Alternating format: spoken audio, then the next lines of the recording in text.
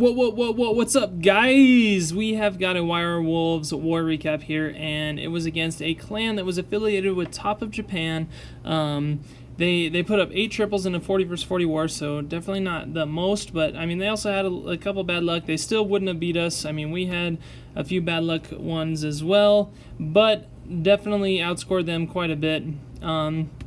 Obviously good placings at CWL, number 6 in the world at some point, so you know, definitely not an easy clan. We'll start it off. We have Axe, and he's going to be starting off with the Queen Charge Lalo. He's going to start off with a King and Wizard Funnel on the left-hand side, 9 and 10 o'clock. And then on the right-hand side, he's just going to be using a Wizard to make sure that funnel's going to go through. He's going to set down a heap of wall breakers. They're going to go through, get that multi-target Inferno, and then pulls the enemy CC, gets rid of the enemy CC, and then is going to have super good value when this Queen is going to finish the CC, move around to that Eagle Artillery, the defending Archer Queen, and that other multi-target Inferno before the Lalo portion of this attack starts. So excellent, value here, taking out all of that corner, just having a ton of value using that Queen's ability, and is already going to create that natural L-shaped pathway that we love talking about. These L-shaped pathways is everything that you want to do when it comes to a raid, because it makes the pathing super easy for either a Lalo or a Hog. It keeps them alive, it keeps them narrow, and it's just the best path. I mean, honestly, it's been proven for basically years now, so yeah. It's going to wrap up on the back end side of this raid. We're going to 4 times that speed because nobody wants to sit and watch cleanup when you can watch another triple. So that's going to be my next goal on this channel, is doing a little bit more. I might be skipping out on the back end of the raids or 4 times in it, kind of early, just so we can get to more raids. I noticed that a lot of my videos are like 15 minutes long, and be a little bit easier to get more recaps in, and I mean, yeah, we'll see how it goes, guys. We got a lot of things going on, but next up we have Predator. Predator's going to be starting off with a good little Queen walk into the Queen Charge by using just a jump spell. So check this out, how he was able to suicide the King on that left-hand side about the 9 o'clock area, and then funnels the rest on the right, and then makes it just enough to where that Queen can get through to the core of this base by the 1 jump spell. And that Queen is just holding on to dear life, man. That Queen was so low on health, it's insane. And then she's actually going to target a lot more DPS when it comes down to it throughout this base. The Eagle Artillery starts going off on those healers. They were able to stay alive. The Lalo portion has started about the 9-10 o'clock, and they're just going to rotate clockwise. Again, that L-shaped pathway is key. And notice how many cleanup minions and stuff he has dropped early in this raid to make sure it's not going to be a time fail. A lot of times you see a lot of time fails, or whether it's Hogs or Lalo, but there's a lot of time fails, and it's mostly because of cleanup. And having 8 minions on cleanup as soon as the Lalo is cleared out, it's safe. As long as those minions are safe, start that cleanup. Alright, now we got Crosby here.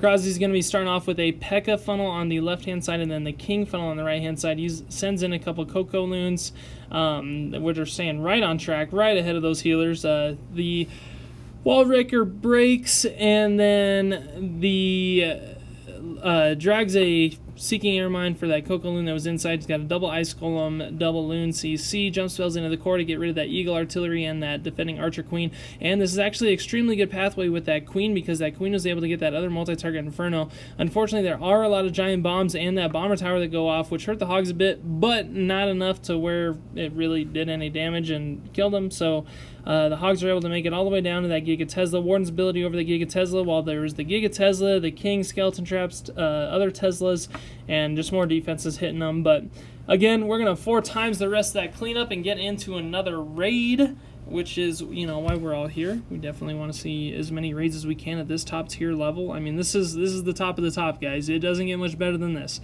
You guys might, oh, Clash of Clans World Championship. Nah, this is the Clash of Clans World Championship. You got to pay attention to Werewolves. You got to pay attention to Just Ordinary, ROW. There's a lot of clans out here that are top tier that definitely deserve to be out on that main stage, but due to certain circumstances, doesn't always happen like that, right? Well, next up we have ROW MDMA. You know, I'm probably going to figure out what that is actually supposed to mean later. But in the meantime, he is going to be doing a queen charge using wall breakers. Now, check out these wall breakers, how far into the core they get. That is a double, triple wall breaker entry, and those wall breakers are going to get straight to that Eagle artillery, and the enemy CC has already been taken out. Again, you have an extremely good Lalo portion of this raid. The defending Archer Queen goes out as well. He's going to be leading this Lalo with a Stone Slammer and a Hound going straight over the Giga Tesla. Warden's ability over the Giga Tesla, which is going to save that Stone Slammer and all those loons that go over it. Stone Slammer, again, is tanking for those loons as it goes into the back portion of this raid. That Queen is able to snipe that last multi-target Inferno, which probably saved this raid here. I mean, obviously, the Queen probably did the most valuable plays here, but you know, if she wasn't able to get to that backhand side multi-target Inferno, we could have had a different outcome. And again, we're gonna 4 times that and get into another replay.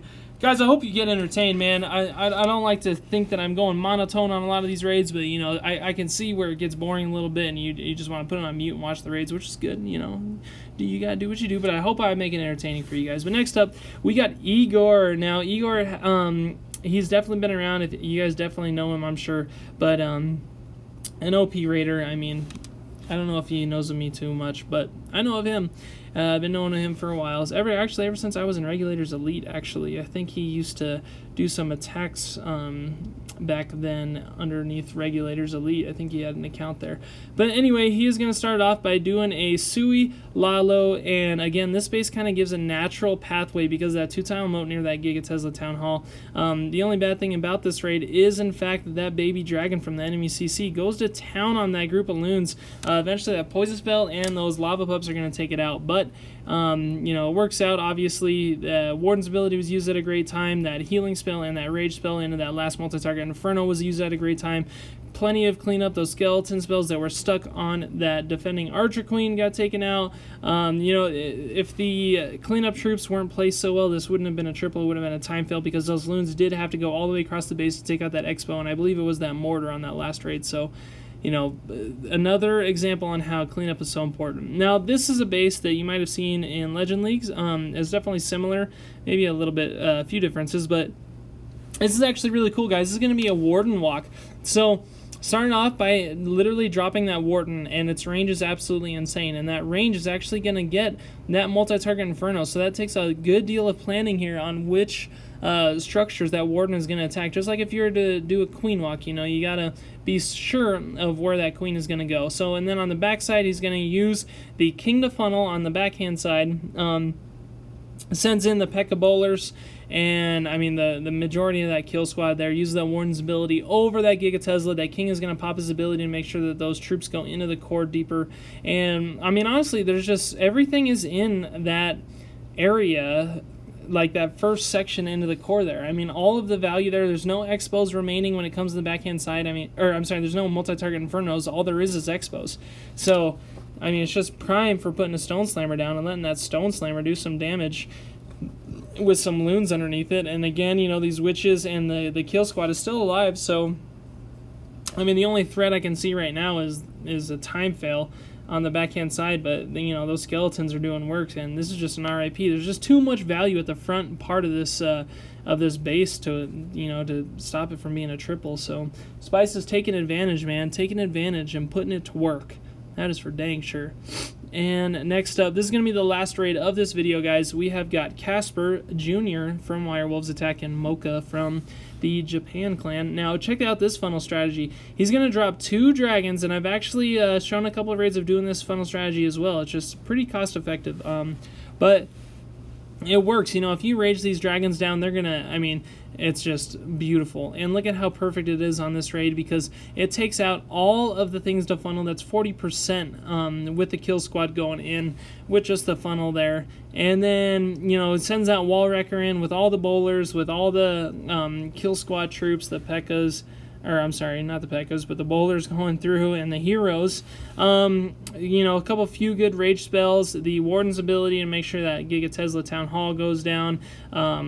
And then, I mean, this is literally just an RIP. He only has 7 hogs, and he's going to use that on the backhand side to make sure it's not going to be a time fail and take out these defenses along the way, because, you know, why not? You know, if he had the space remaining in his army comp, why as well just fill him with hogs and get some back-end defenses. That's actually a really good strategy. And look how lucky that is. Not lucky. It was all planned, right, Casper? That Ice Golem is going to go down in the backhand section to keep those troops alive. So those were the recap raids, guys, that we're going to go over. These are all of the honorable mentions. There was a lot of good triples. Obviously, you guys saw it was a lot of triples, 15 triples. So I hope you guys enjoyed the war. 15-8 against the Japanese clan that was previously 6th in the world. So thanks, guys.